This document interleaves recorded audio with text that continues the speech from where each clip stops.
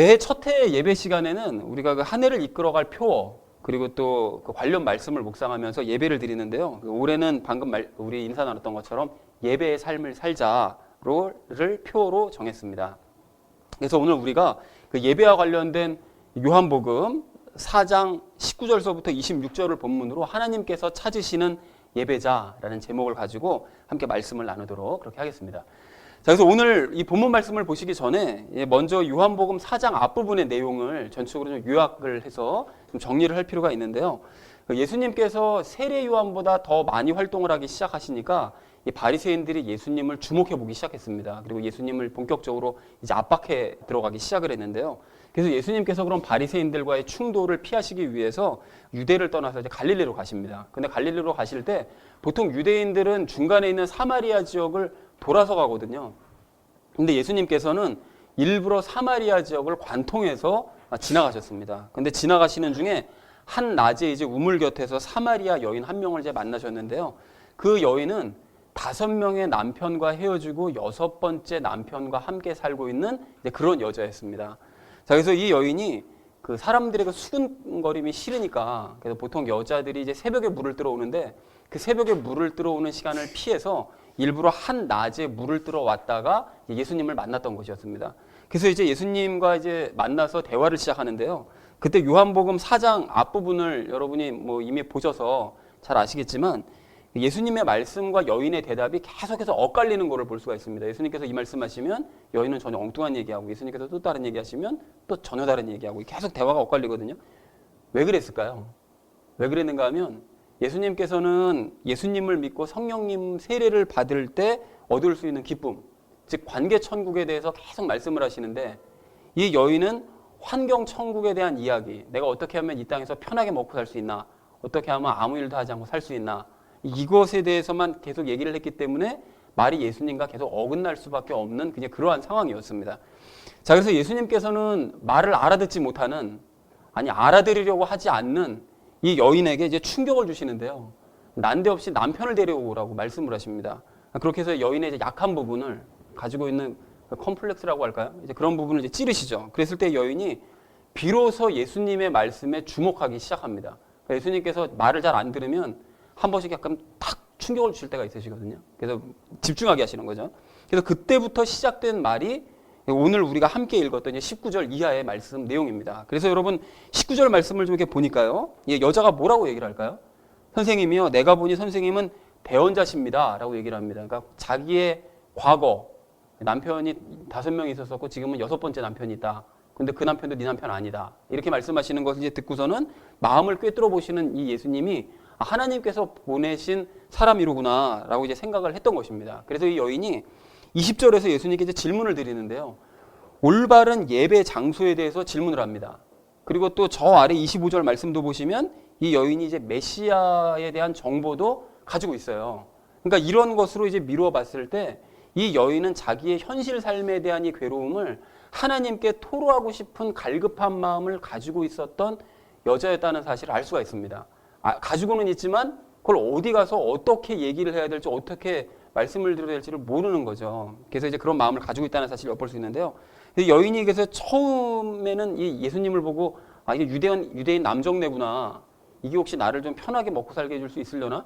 이제 이런 생각을 하면서 예수님과 대화를 시작했다가 하나님의 사람인 것을 직감하자마자 평소에 궁금했던 것들을 이제 질문을 했던 것이었죠. 자, 그래서 어쨌든 20절에서 여인이 이제 뭘 질문하는가 봤더니요. 뭘 질문합니까? 우선 우리 조상들은 이 산에서 하나님을 경배했다고 얘기를 합니다. 근데 여기서 여인이 얘기하는 그 조상이라는 사람들이 누군가 하면 과거 그 북이스라엘이 누구에게 멸망당했죠?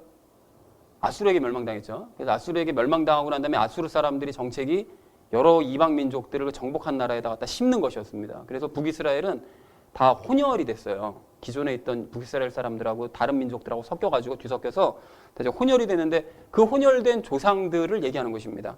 자, 그런데 이 사람들이 그 혼혈된 그 조상들이 신앙도 짬뽕이 됐기 때문에 이 산, 즉 그리심산에서 북이스라엘에 있는 그리심산에서 예배를 드려야 바른 예배를 드리는 것이라고 이제 주장을 하면서 계속 그 산에서 경배를 드려왔다는 거예요. 하나님께. 그런데 20절 하반절 말씀처럼 유대인들은 그리심산에서 예배 드리는 것이 옳은 예배가 아니라 하나님을 경배해야 될 곳은 오직 한 군데다. 그곳이 바로 예루살렘이다. 그러니까 예루살렘에서 드리는 예배만이 진짜 하나님께서 받으시는 예배다라고 주장한다라고 얘기를 합니다. 그런데 이 얘기는 맞습니다. 하나님께서는 과거 구약시대 때는 예루살렘에서 드리는 예배만이 하나님께서 받으시는 예배라고 분명히 말씀하셨기 때문에요. 자, 그래서 도대체 어디서 그럼 예배를 드려야 진짜 예배를 드리는 겁니까? 북이스라엘 사람들 말이 맞습니까? 남유다 사람들 말이 맞습니까? 이제 이렇게 질문을 하더라는 것이죠. 그랬을 때 21절에서 예수님께서 뭐라고 대답하시죠? 먼저 당신의 말을, 내 말을 믿어라. 이렇게 말씀을 하신 이후에 이 산에서도 경배하지 않고 예루살렘에서도 경배하지 않을 때가 곧 올 것이라고 말씀하세요. 즉 예배는 이제 어떤 한 장소에 국한되어서 드리는 것이 의미가 없어지게 될 것이다 라고 말씀을 하시더라는 것입니다. 그러시면서 22절에서는 첨언을 하시는데요.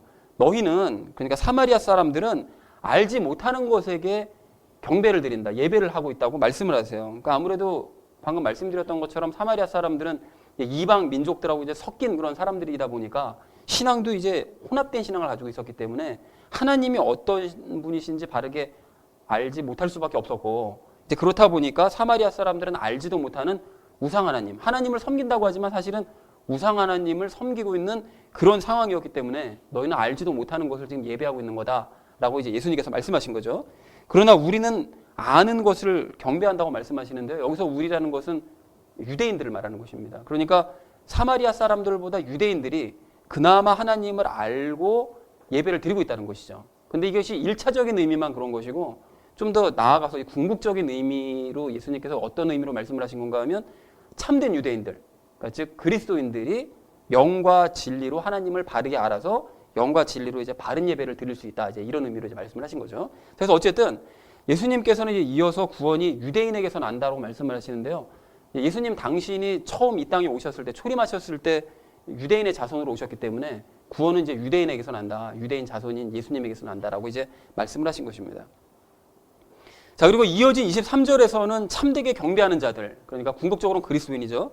그 사람들이 영과 진리로 아버지께 경배를 할 때가 오는데 곧 지금이라고 말씀하십니다. 그래서 이따가 제가 자세히 설명을 드리겠지만 사마리아 여인이 이렇게 예수님을 마주대하고 대화를 나누는 것처럼 장차 참된 그리스도인들은 하나님과 대면해서 함께 이제 친밀한 예배를 드리게 될 때가 올 것이다 라고 이제 말씀을 하신 것입니다. 그리고 또한 아버지께서는 그렇게 영과 진리로 예배 드리는 자들을 찾으신다, 그렇게 대면해서 예배 드리는 자들을 찾으신다 라고 이제 말씀을 하시면서 이어진 24절에서는 하나님은 영이시니 그분께 경배하는 자들은 반드시 영과 진리로 경배해야 된다 라고 말씀을 하시는데요. 그 영과 진리로 경배하는 것이 무슨 뜻인지도 제가 잠시 후에 자세하게 따로 설명을 드리도록 그렇게 하겠습니다. 자, 그런데 이 모든 말씀들을 이 여인이 알아들었을까요? 못 알아들었겠죠. 지금 우리가 들어도 지금 무슨 얘기를 하는 거야? 막 이게 헷갈리시는 분이 계실 수도 있는데, 여인은 지금 더더군다나 이게 뭔 소리라는지 뭐 세상 것들만 지금 관심 있는 사람이기 때문에 전혀 못 알아들었을 것입니다. 그래서 25절에서 이 여인이 뭐라고 얘기하는가 봤더니요, 메시아 곧 그리스도라 하는 분이 오실 것을 내가 알고 있는데 그분이 오시면 내가 지금 질문한 것을 포함해서 당신이 말한 모든 것들을 다 알아들을 수 있도록 자세하게 얘기를 해 주실 겁니다. 설명을 해 주실 것입니다 라고 대답을 합니다. 그러니까 자기가 못 알아듣겠으니까, 듣기 힘드니까 아마 말을 돌린 것 같아요. 자, 그랬더니 예수님께서 마지막 26절에서 뭐라고 말씀하시죠? 너에게 말하고 있는 내가 바로 네가 기다리고 있던 바로 그 메시아다 라고 얘기를 했다라는 것이 오늘 우리가 함께 나눌 본문 말씀 전체의 내용입니다. 자, 여러분, 오늘 말씀은 이제 이렇게 요약을 해볼 수가 있는데요. 세상 삶을 각박하게 살아가면서 사람들과의 관계도 다 뒤틀려버린 어떤 한 여자가 환경천국을 꿈꾸면서 살았는데, 그래서 이제 남편들도 여러 바꿨던 것으로 이제 추측이 되어져요. 그러니까 이 남자가 나를 잘 먹여 살릴 거냐, 저 남자가 나를 잘 먹여 살릴 거냐, 계속 바꾸다가 결국은 6번째까지 오게 된 거죠. 자, 그런데 그런 이 여인이 있었는데 예수님께서 그 황량한 인생에게 찾아가셔서 하나님께 바른 예배를 드려야 참된 삶을 살 수 있는 것이다, 그렇게 환경을 꿈꿀 것이 아니라 하나님을 바르게 알고 바르게 예배를 드려야 네가 참된 인생을 살 수 있다라고 말씀을 하셨지만 여인이 전혀 알아듣지 못하니까 예수님께서 당신의 정체를 드러내셨다라는 것으로 요약을 해볼 수가 있습니다. 자, 그래서 오늘 우리는 이 2019년을 시작을 하면서요, 예배의 중요성에 대해서 다시 한번 좀 확인하는 시간을 좀 가지고요, 그리고 혹시 사마리아 여인처럼 삶의 정답을 찾지 못하고 방황하는 모습이 혹시 내게 있다면 이 시간을 통해서 여러분 답을 찾으시고 또 하나님께서 찾으시는 참된 예배자로 거듭나는 계기가 되어지는 이 시간 되어지기를 간절한 마음으로 소망합니다. 자, 그래서 우리가 하나님께서 찾으시는 예배자가 되기 위해서 오늘 우리가 첫 번째로 함께 나눌 이야기는 아는 것을 예배하자라는 것입니다. 알고 예배드리자라는 것이죠. 그래서 이 내용이 오늘 주보 그 앞면에 그 첫 번째 행동 방침에 기록이 되어져 있는데요. 우리가 아는 것을 예배하자라는 것입니다. 여러분 오늘 22절 말씀을 좀 다시 한번 좀 보십시오. 22절 말씀을 보시면 예수님께서는 사마리아 여인에게 너희는 알지 못하는 것을 예배하고 우리는 아는 것을 예배한다고 말씀하시는데요. 우리가 예배를 드릴 때 예배를 드리는 대상이 누구인지를 아는 것은 너무나 당연한 일입니다. 그렇지 않습니까? 우리가 누구를 대상으로 예배를 드리는 거죠? 당연히 하나님이시죠. 하나님을 대상으로 예배 드립니다. 자, 그런데 오늘 예수님께서 22절에서 분명하게 말씀하시는 것처럼 많은 사람들이 하나님께 예배를 드리긴 드리지만 그러니까 사마리아 사람들도 하나님께 예배 드렸거든요. 물론 우상들도 겸하여 예배 드리긴 했지만 하나님께 예배 드리는 건 맞아요. 하나님께 많은 사람들이 예배를 드리긴 하지만 자기가 예배 드리고 있는 하나님이 누구인지 정확하게 알지 못하고 예배를 드리는 경우가 분명하게 있습니다. 아니 많습니다. 그런 경우가 굉장히 많습니다.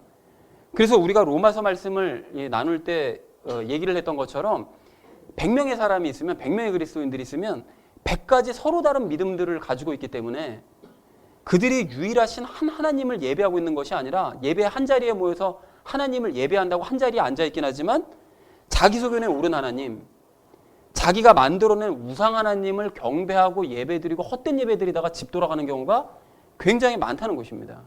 자, 그래서 우리는 우리가 예배드리는 하나님이 어떤 분이신지에서부터 우리가 바르게 좀 알아야 되는데요. 하나님을 아는 것 중에 가장 기본이 되는 것은 하나님은 성부, 성자, 성령 삼위로 존재하시고 성부 하나님께서는 죄 문제를 해결하시기 위해서 성자 예수님을 이 땅에 보내셨고 성자 예수님께서는 실제적으로 죄 문제를 해결하시기 위해서 십자가에 달리시고 그 이후로 부활하시고 승천하신 이후에 성령 하나님을 보내셨고 성령 하나님께서는 이 땅에 오셔서 믿는 자들 안에 들어가셔서 그들과 함께 연합하심으로 말미암아 믿는 자들과 함께 삶을 살아가신다는 사실, 아주 이게 기본 중에 기본적인 이 사실은 우리 모두가 아주 정말 아셔야 됩니다. 당연히 알고 계셔야 됩니다. 자, 그리고 추가로 요즘 우리가 큐티하고 있는 이 에베소서 1장 말씀 그 마지막 부분에서 강조하고 계시는 것처럼 성부 하나님께서는 성자 하나님을 지극히 높이세요. 아주 지극히 높이십니다. 세상 모든 만물의 머리가 되게 하시고 모든 것들이 다 그분의 발 앞에 무릎 꿇게 만드시는, 그래서 예수님을 굉장히 높이시고요. 그리고 또 요한복음 15장 26절의 말씀처럼 성령님께서도 하시는 일이 예수님에 대해서 적극적으로 증거하시는 일을 하시기 때문에, 그러니까 성부 하나님도 예수님을 높이시고 성령 하나님도 예수님을 증거하시는 이런 일을 하시기 때문에 우리는 삼위일체 하나님 중에 특별히 성자 예수님에 대해서 바르게 알고 바르게 믿을 필요가 있습니다. 자, 그런데 너무나 감사하게도 우리는 로마서 말씀을 나누면서 예수님을 믿는 믿음과 예수님의 믿음에 대한 말씀을 이미 함께 나눴어요. 그래서 예수님을 믿는 것이 도대체 뭘 믿어야 되는 것이냐, 이걸 우리가 지금 알고 있고요. 또 예수님의 믿음이 무엇인지도 우리가 잘 알고 있습니다. 자, 그래서 이것을 알아야 예수님을 바르게 믿는 것이고 이걸 알아야 예수님을 바르게 안다고 할 수 있는 것이죠. 그래서 우리는 모르는 것을 지금 예배드리고 있는 것이 아니라 알고 있는 것을 예배드리고 있는 거예요. 그러니까 이게 우리가 바른 길을 지금 가고 있다는 것입니다. 자, 그리고 이렇게 예수님을 비롯한 삼위일체 하나님을 바르게 알고 그 믿음이 무엇인지를 바르게 아는 바로 사람들은 오늘 23절 말씀처럼 참되게 예배를 드릴 줄도 아는데요. 참되게 예배 드린다는 것은 오늘 예수님 말씀에 의하면 영과 진리로 예배를 드리는 것이 참되게 예배를 드리는 모습입니다. 자, 그리고 23절 하반절 말씀처럼 하나님께서는 그렇게 영과 진리로 예배하는 자들을 찾으시는 거예요. 자, 그래서 우리가 참된 예배자요, 참된 유대인이 맞다면 당연히 영과 진리로 예배를 드리는 것이 무슨 뜻인지를 알고 있어야 되는데요.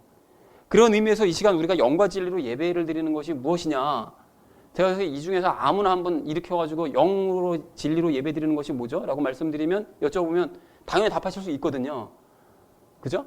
그런 아멘이 없네요. 그런데 다 아실 줄은 알지만 시간 관계상 제가 영과 진리로 예배 드리는 것이 무엇인지에 대해서 제가 다시 한번 설명을 드리고요. 그래서 이 시간 그걸 나눌 때 영과 진리로 예배드리는 것이 무엇이다라는 것을 마음에 담으시고 또 그렇게 실제로 예배를 드려가시는 우리 모두가 되어지기를 간절한 마음으로 소망합니다. 자, 여러분, 그래서 먼저 영으로 예배드리는 것이 이제 무슨 뜻인지서부터 여러분 좀 알아보려고 하는데요. 참고로 영으로 예배드린다라는 이런 표현을 과거 개역 한글 성경을 보시면 어떻게 표현이 되어 있었죠?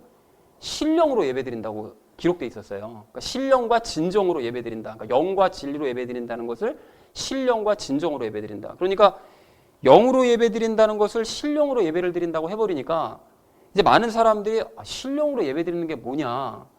뭐 신령한 기운을 막 뿜어내면서 예배를 드려야 되냐? 아니면 신령한 기운을 뭘 받으면서 예배를 드리라는 뜻이냐? 뭐 이런 식으로들 많이 오해들을 하셨다라는 것이죠. 그러나 그것은 무당이나 하는 짓입니다. 뭐 신령한 기운을 뭐 내뿜고 뭐 받아들이고 이거는 무당들이나 하는 짓이고요. 그러니까 영으로 예배드린다는 것은 그런 뜻이 아니라는 것이죠.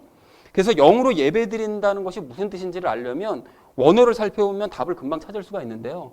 그 영으로라는 단어의 그 헬라어 원어를 직역을 해보면 영 안에서입니다. 그래서 그 영어로 번역된 이 KJV 성경도 보면 그대로 영 안에서라고 번역을 하고 있거든요. 자, 그래서 성경에서 그런데 그러니까 안에서라는 것은 뭐뭐 안에서라는 뜻은 종종 무슨 뜻이죠?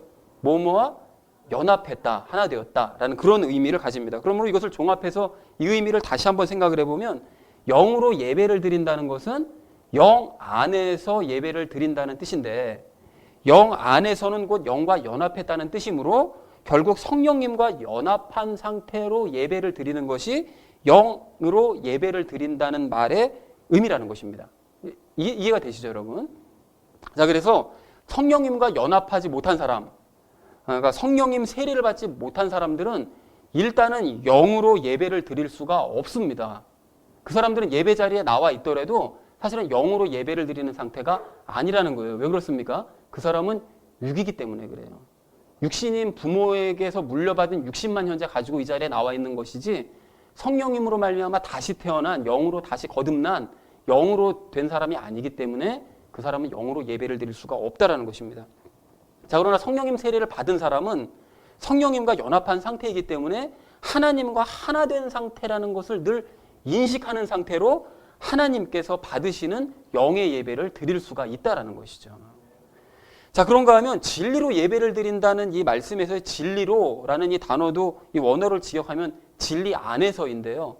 잘 아시다시피 진리는 예수님이시고 또한 말씀입니다. 자, 그러니까 진리 안에서 예배를 드린다는 말을 다시 말씀드리면 예수님과 연합한 상태로 또는 말씀과 연합한 상태로 예배를 드린다는 의미입니다. 자, 그러니까 예수님과 말씀을 모르는 상태로 예배를 드리는 예배는 헛된 예배가 될 수밖에 없고 말씀 없이 기도나 찬양만 열심히 하다가 끝나는 예배도 그는 예배가 될 수가 없다라는 것이죠. 하나님께서 그런 예배는 받지 않으신다라는 것입니다. 자, 그래서 아닌 게 아니라 하나님께서는 말씀으로 당신의 모든 것을 다 계시하시거든요. 당신이 어떤 분이신지, 당신의 계획이 뭔지, 당신이 원하시는 것이 무엇인지, 우리에게 소망하는 것이 무엇인지 모든 것을 다 말씀으로 계시하시는데 말씀을 우리가 모른다면 하나님을 어떻게 바르게 알 수가 있겠느냐고요. 그리고 하나님을 바르게 모르면 아까 전에 말씀드렸죠. 하나님을 모르면 하나님을 바르게 예배하는 것이 아니라고 그러죠. 알지 못하는 걸 자꾸 예배하는 거예요. 자, 그래서 오늘 사마리아 여인도 여러분 한번 생각해 보십시오. 이 여인이 말씀을 모르니까 조상들의 말만 믿고서는 이 산에서 경배해도 되는 거 아닙니까? 그렇게 생각하고 있는 거예요. 그리심산에서 예배 드리는 거 아무짝에도 소용없거든요. 근데 몇백 년 동안을 그냥 조상들의 말만 믿고 말씀을 모르니까 조상들의 말이 맞겠거니 생각하고서는 의미 없는 예배를 열심히 드리더라는 것입니다. 그러니까 그리심산에서 예배를 드려야 된다는 말은 성경 어디에도 없는 말인데 이걸 맞다고 생각하고 있었으니 계속 그동안 헛된 예배만 열심히 드리고 있었다는 거예요. 그러면 유대인들은 바른 예배 드렸냐? 그 유대인들이 그나마 사마리아 사람들보다는 좀 나았는지는 모르겠지만 근본적인 의미로 따져보면 유대인들도 하나님의 말씀이 아닌 무엇을 많이 알고 있었습니까?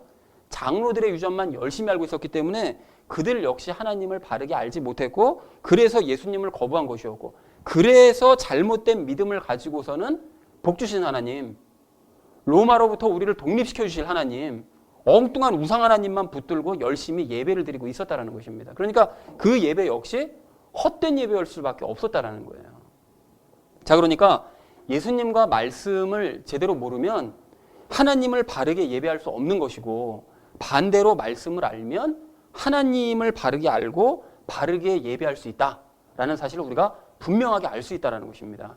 자, 그래서 우리가 영과 진리로 예배를 드린다라는 말씀을 이제 종합을 하면, 다시 한번 종합을 해보면, 우리는 성령님과 하나 되고, 영 안에서 성령님과 하나 되고, 또 진리 안에서 예수님과 하나 되어서 성부 하나님을 예배하는 거예요. 삼위일체 하나님, 그림이 그려지시잖아요. 성부 하나님을 예배하는데 성령님과 하나 되어서 예수님과 하나 되어서 성부 하나님을 예배하는 이런 모습이 되는 것이고, 또한 성령님과 연합된 상태로 말씀을 아는 상태로 영과 진리의 예배를 드리면 영이신 하나님께서 기뻐 받아주시는 예배가 될 수 있다는 것입니다. 그러니까 결국 따지고 보니까 연합과 말씀이네요. 예전에 성경공부 시간에 말씀드렸지만 언약궤가 하나님과의 연합과 말씀을 의미한다고 그랬잖아요. 그러니까 똑같이 이게 일맥상통하는 거예요. 성경 모든 이야기들이 다 일맥상통합니다. 그러니까 결국은 연합과 말씀이 있는 상태로 예배를 드리는 예배가 진짜 예배다, 하나님께서 받아주시는 예배다라는 사실을 알 수 있다는 것입니다. 또한 그런 예배는 시간이 지나면 지날수록 점점 더 뜨거워지고 기쁨과 감사로 가득한 예배가 될 수밖에 없다는 것입니다. 사랑하는 우리 나눔 있는 교회 성도님들 모두는 영이신 하나님께 영과 진리로 예배 드리시기 바랍니다. 그 영과 진리로 예배 드린다는 것이 무슨 뜻인지를 오늘 확실하게 마음 가운데 담으시고 연합과 말씀을 기억하시면서 예배를 드리심으로써 영이신 하나님께서 찾으시는 예배자가 되시기를 바랍니다. 여러분, 그렇게 해서 참된 기쁨과 만족을 얻으시는 복된 성도님들 다 되시기를 주님의 이름으로 간절히 축원을 드립니다.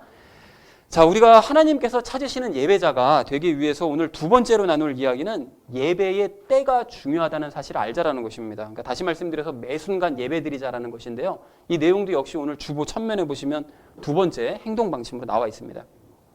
여러분, 오늘 21절 말씀과 23절 말씀을 또 한번 보십시오. 보시면 예수님께서는 예배를 드림에 있어서 장소가 중요하지 않고 때가 중요하다고 아주 분명하게 말씀하십니다. 자, 그러니까 어떤 특정한 교회의 예배가 참 좋다, 참 좋더라, 그 예배는 참 예배가니까 예배가 너무 좋더라 라고 생각하거나, 아니면 어떤 특정한 교회의 집회를 가야만 정말 내가 예배다운 예배를 드린 것 같더라, 이렇게 말하고 생각하는 사람들은 오늘 본문의 예수님 말씀에 의하면 무엇이 중요한지를 전혀 모르는 사마리아 여인과 똑같은 사람이라는 거예요. 그리심산에서 예배 드리는 게 좋습니까? 예루살렘에서 예배 드리는 게 좋습니까? 온누리 교회 가서 예배 드리는 게 좋습니까? 사랑의 교회 가서 예배 드리는 게 좋습니까? 완전히 잘못된 생각을 하고 있다는 거예요. 그러니까 즉 그 사람은 아직까지 바른 예배를 드려본 적이 없는 사람이라는 것입니다. 여러분, 오늘 예수님께서 말씀하시는 것처럼 예배는 장소가 중요한 것이 아니라 뭐가 중요하대요? 때가 중요하답니다. 때가. 그러면 그 때가 언제냐? 23절 말씀을 보니까 뭐라고 말씀하시죠? 예수님께서는 바로 지금이 바로 그때다라고 말씀하시는데요. 그럼 지금은 무슨 뜻이냐? 사마리아 여인이 지금 체험하고 있는 것처럼 예수님을 대면해서 예수님께 말씀드리고 예수님의 말씀을 듣는 바로 요때가 바로 지금이라는 거예요.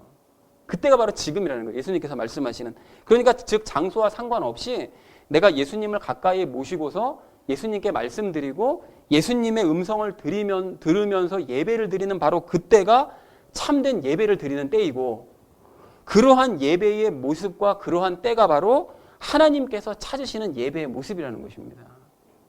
자, 그래서 우리는 예배당에서만 예배를 드릴 수 있는 것이 아니라 우리의 일상 삶 가운데서도 그래서 예배를 드릴 수가 있는 것인데요. 우리가 예수님께서 내 안에 계신다는 사실을 인식을 하면서 예수님께 수시로 말씀드리고 성경을 비롯한 여러 가지 경로를 통해서 예수님의 음성을 들으면서 예배를 드리면 바로 그때가 하나님께서 원하시는 예배를 드리는 때라는 거예요. 자, 그래서 참고로 하나님께서는 이 예배에 대해서 과거 그 출애굽기 20장 24절에서 이렇게 말씀하신 적이 있으셨는데요. 여러분 한번 들어보십시오. 너는 내게 흙으로 제단을 쌓고 너의 번지 헌물과 화평 헌물과 양과 염소를 희생물로 그 위에 드리라. 내가 내 이름을 기록하는 모든 곳에서 내게 임하여 내게 복을 주리라. 이렇게 말씀하세요. 근데 우리 하나님께서는, 그 거룩하신 하나님께서는 과거 구약시대 때부터 너가 나를 예배하려면, 나를 경배하려면 정말 지극히 화려한 장소에서 지극히 화려한 예배와 형식의 모습을 갖추고서 나를 예배해야 된다. 내가 어떤 존재인데 네가 그런 정성을 보여야지 라고 말씀하지 않으시고요. 최소한의 규격과 형식만 갖춰서 정말 보잘것없는 흙을 쌓아놓고 제단을 쌓고선 예배를 드려도 하나님께서는 그 예배 받아주시겠다라고 말씀하시더라는 것입니다. 그런데 대신 진심으로 네가 그렇게 예배를 드린다면 그때마다 내가 너에게 임재해서 너에게 복을 내려주겠다. 이렇게 말씀을 하시더라는 거예요. 시간과 장소에 상관없이 가까이 있는 흙을 모아놓고 하나님께 예배를 드리더라도 기꺼이 받아주시겠다. 임재해 주겠다. 복 주시겠다. 말씀해 주시더라는 거예요. 자, 그러니까 우리가 예배의 장소나 형식에 얽매이지 않고 최소한의 형식만 갖춘 상태에서, 최소한의 형식은 갖춰야죠. 왜냐하면 희생물 준비하고 뭐 예물 준비하고 했잖아요. 그러니까 말씀하셨으니까요. 그래서 보잘것 없어 보인다 할지라도 내가 나 혼자 내 방 안에서 말씀 보고, 형식은 있어야 되니까요. 말씀 보고 또 기도하고, 그게 골방 기도죠. 그리고 하나님을 찬양하면서 내가 높인다면 하나님께서는 그 시간, 그 예배 시간 가운데 임하셔서 복을 주신다라는 것입니다. 그것이 바로 삶의 예배라는 거예요. 여러분, 그리고 하나님께서는 그렇게 있는 모습 그대로를 하나님께 보여드리면서 수시로 하나님을 높이고자 하는 예배자를 찾으시고 또한 기뻐하신다라는 것입니다. 여러분, 생각해보면 이게 당연한 얘기 아니겠습니까? 여러분, 가령 어떤 사람이 남들이 보는 자리 앞에서는 막 하나님을 열심히 찬양하고요. 또 하나님께 열심히 기도도 하고요. 말씀도 정말 열심히 보는데 남들이 보지 않는 곳에서는 하나님을 찬양하기는커녕 하나님은 아예 생각조차 하지 않고 혼자서는 기도도 해본 적도 없고 말씀을 아예 거들떠도 보지 않는다. 그렇다고 한다면 그런 사람은 하나님께 예배를 드리는 것이 아니라 누구에게 예배하고 있는 거죠? 자기 자신을 예배하고 있는 거죠. 그리고 남들에게 보이기 위한 예배 드리고 있는 거 아닙니까? 그렇다면 하나님께서 그런 가식적인 사람을 기뻐하시겠느냐고요. 그런 사람에게 복을 주시겠느냐고요. 도리어 저주가 내려가지.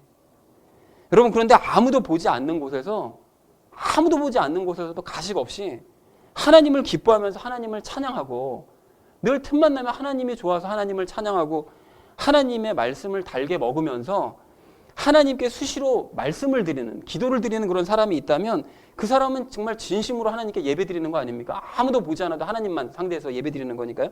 그러면 하나님께서 그런 예배와 그런 예배자를 어찌 기뻐 받아주지 않으시겠느냐고요. 어찌 복 주지 않으실 수가 있겠느냐는 것입니다. 여러분, 이래서 예배는 억지로 하라고 시키거나 억지로 드린다고 해서 드려지는 것이 아니라 정말 하나님이 참 좋기 때문에 저절로 되어져야만 하는 것입니다. 자, 그렇다면 여러분은 이런 예배 드리고 계십니까? 여러분, 남들이 보지 않더라도 흙으로 제단을 쌓아 놓으시고 있는 모습 그대로 하나님께 기쁨의 예배를 수시로 드리고 계시느냐는 것입니다. 자, 그리고 이렇게 평소 이제 삶의 예배를 열심히 드리는 사람들은 공적인 예배도 중요하게 생각하고 또 열심을 내면서 참석을 하는데요. 매일의 개인적인 예배도 중요하지만 주일에 함께 모여서 드리는 공적인 예배도 너무 중요하다는 사실을 잘 알기 때문에 공적인 예배도 열심을 냅니다.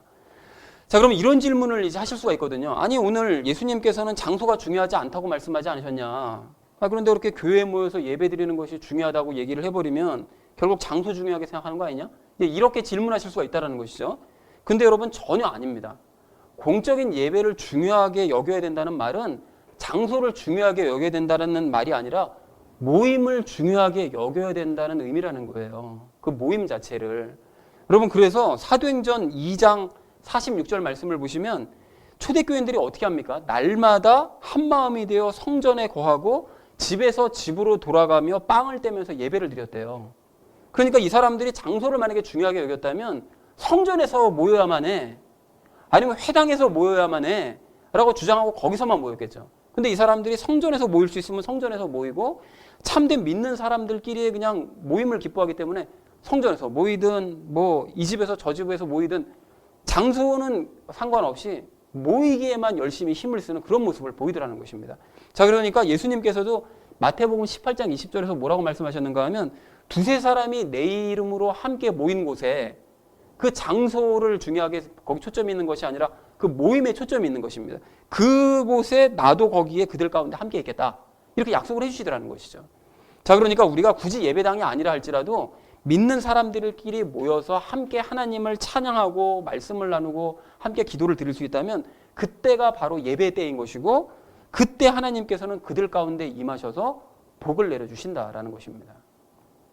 다만 우리가 이제 오늘날 여러 가지 사정으로 인해서 집에서 집으로 돌아가면서 모이기가 힘이 들잖아요. 그러면 뭐 세상 일도 뭐 늦게까지 하는데 모여가지고 막 집 청소하고 막 정리하고 언제 막 모이고 뭐 이렇게 하겠어요. 그러니까 그렇게 하기 힘들기 때문에 우리가 예배당이라는 장소에서 우리가 모임을 갖는 것일 뿐 장소가 중요한 것이 아니라 모이려고 하는 그 모임 자체가 중요하다라는 사실을 우리가 분명히 기억해야 됩니다. 자, 그러므로 개인 예배를 나는 드리니까 공적인 예배는 굳이 들어갈 필요가 없다라거나 나는 공적인 예배를 드리고 있으니까 개인 예배는 안 드려도 된다라고 생각하는 것은 잘못된 생각을 하고 있는 것입니다. 그러니까 우리는 평소에 개인적으로 하나님께 예배를 드려야 마땅하고 또한 함께 모여서 공적으로 예배 드리는 주일 예배도 열심을 내야 마땅한 줄로 그렇게 믿습니다. 자, 그리고 이러한 공적인 예배를 위해서 해야 될 세상 일들을 미리 다 맞춰두고 미리 땡겨서 다 해야 될 일을 해두고 그런 열심을 내면서 내가 예배를 중심으로 살아가는 사람이 있다면 내가 이 주일 예배를 잘 드리기 위해서 모든 해야 될 일을 다 맞춰놓고 이 시간을 빼기 위해서 열심을 내는 그런 사람이 있다면 그렇게 예배를 중심으로 살아가는 사람이 있다면 하나님께서 그 사람을 가만히 두시겠습니까? 당연히 복으로 갚아주실 줄로 믿습니다. 자, 그런데 제가 자꾸 복하니까 이거 세상 복을 주시려면 이렇게 또 오해하실 분이 생각하면 살짝 걱정이 좀 되네요. 그 복은 그 복이 아닙니다. 자, 어쨌든 하늘에서 내려주시는 그 복을 충만하게 내려주신다라는 사실을 우리가 꼭 기억했으면 좋겠습니다. 그래서 여러분 오늘 25절 말씀을 좀 다시 한번 좀 보십시오. 25절 말씀 보시면 사마리아 여인은 처음에 그리스도께서 멀리 계실 것이라고만 생각했어요. 그리고 언젠가 먼 미래에 때가 되면 나타나시겠거니 그냥 이렇게만 생각하고 있었습니다. 그런데 26절 말씀처럼 그리스도께서는 사마리아 여인 앞에 계셨어요. 심지어 이제까지 자기와 함께 말씀하고 계셨던 분이 바로 그리스도였습니다. 그 사실을 몰랐을 뿐이었던 거예요. 그리고 우리도 똑같았거든요. 과거에는 이 사마리아 여인처럼 예수님이 그냥 멀리 하늘에만 계신 분이라고만 생각하고 있었습니다. 그리고 또한 예수님께서 언젠가 나를 만나러 와 주시겠거니 라고 막연하게 그냥 생각하고 예수님께서 오시면 나의 삶에 대해서 다 말씀해 주시겠거니 이렇게만 생각하고 있었다는 거예요. 그런데 알고 보니까 예수님께서는 멀리 계신 것이 아니었습니다.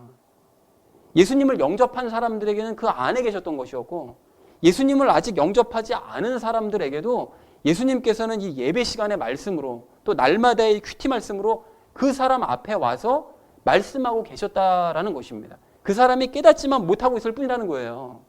자, 그러니까 이러한 예수님을 알아보려면 어떻게 되느냐.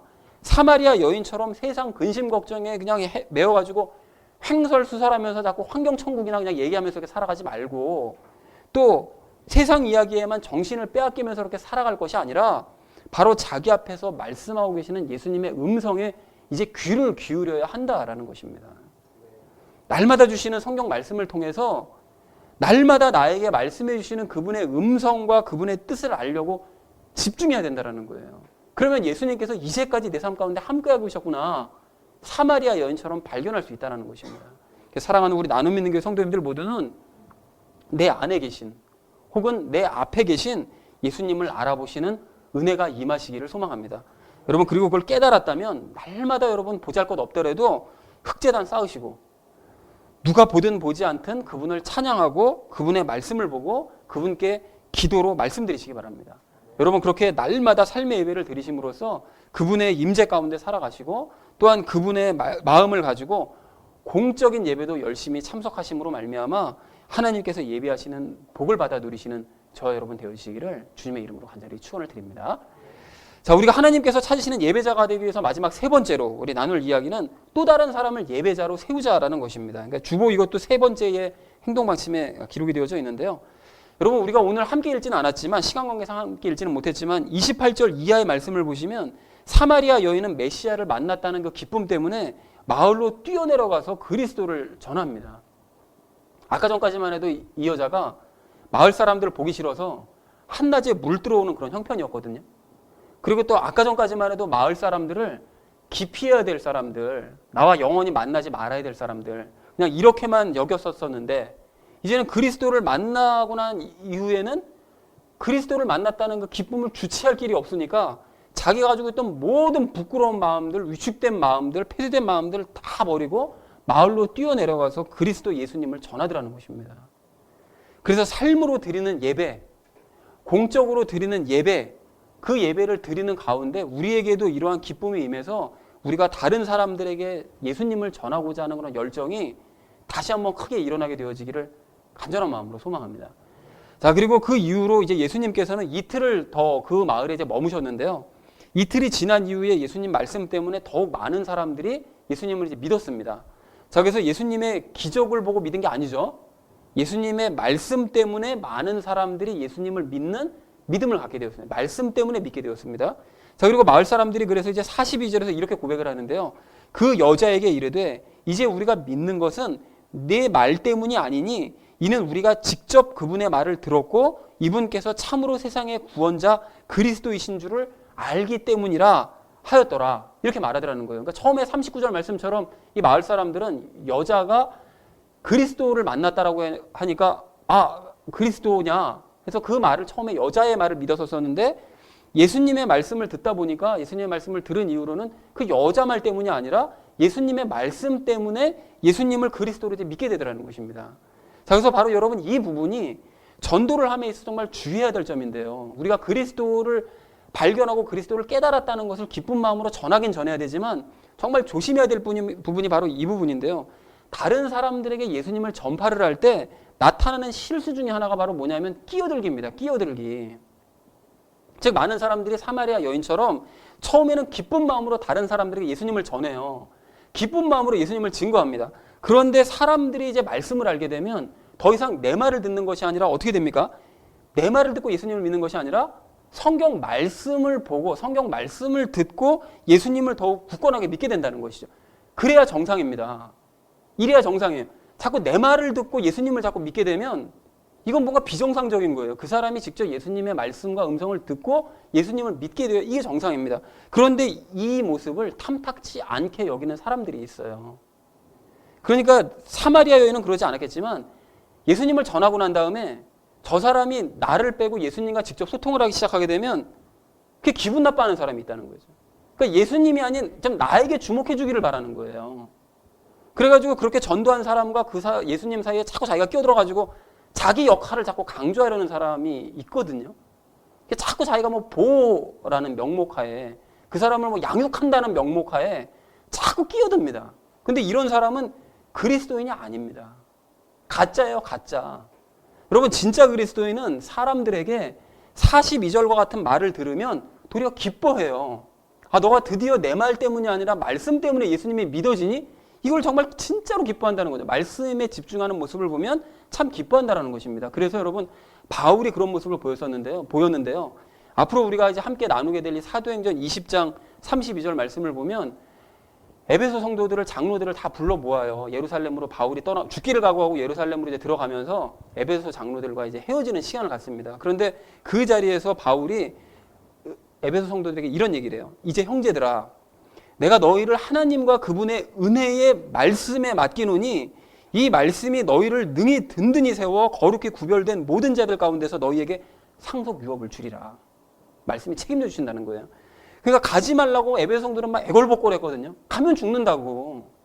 좀 더 우리랑 같이 있자고. 막 하면서 애걸복걸 붙잡는데 그런 에베소 성도들을 뒤로하고 이 바울이 하나님과 그분의 말씀이 너희를 인도해 주실 것이다 라고 선포하고서는 뒤도 돌려다보지 않고 자기는 빠지더라는 것입니다. 말씀과 그 성도들 사이에서 자기는 빠지더라는 거예요.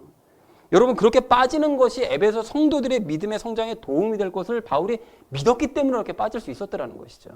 그래서 사랑하는 우리 나눔 있는 교회 성도님들 모두는 기쁨으로 예수님을 전파하시는 성도님들 되시기를 바랍니다. 그러나 전파하신 이후로 어느 정도 시간이 흐르면 예수님께서 그 사람을 친히 말씀으로 인도하실 것을 믿고 뒤로 빠지시는 성숙한 그리스도인들이 되시기를 바랍니다. 여러분 그렇게 해서 하나님께서 기뻐하시는 참된 예배자로 우뚝 서시기를 주님의 이름으로 간절히 축원을 드립니다. 자, 이제 말씀을 정리합니다. 오늘 말씀을 전체적으로 정리를 해보면 결국 예배 잘 드리자는 얘기입니다. 삶의 예배 잘 드리고 공적인 예배 둘 다 잘 드리자, 이제 이 얘기거든요. 근데 여러분 다 아는 얘기를 그럼 왜 이렇게 제가 1시간을 들여서 말씀을 드린 것이냐? 이게 알기만 하고 있는 것을 실천하고 있는 것이라고 오해할 수 있다고 말씀을 드렸었죠, 예전에. 그러니까 알고만 있는데 자기가 잘 실천하고 있다고 착각하는 경우가 참 많거든요. 그래서 혹시나 싶어서 확인차, 정말 내가 공적인 예배 잘 드리고 있나, 개인 예배는 열심히 잘 드리고 있나, 이것을 실제로 실천하자고 말씀을 드린 것입니다. 그러니까 이제 꼭 실천하셔서 개인적인 예배와 공적인 예배 둘 다 열심을 내시는 참된 예배자가 되시기를 간절한 마음으로 소망합니다. 여러분 그리고 앞에서 말씀드리지는 않았지만 예배를 드릴 때 우리가 얻을 수 있는 또 다른 유익이 있습니다. 예배에 열심을 내면 하나님과의 관계가 회복이 되고 막혔던 모든 것들이 다 풀린다라는 것이죠. 그래서 여러분 그 증거로 오늘 사마리아 여인을 한번 생각해 보십시오. 사마리아 여인은 이 예수님을 만나기 전에는 사람들과의 관계도 다 꼬여있는 상태였고요. 인생도 아주 지극히 불안했고요. 아주 살아가는 것이 막연한 상태였고 무엇보다 하나님을 알지도 못하는 상태였어요.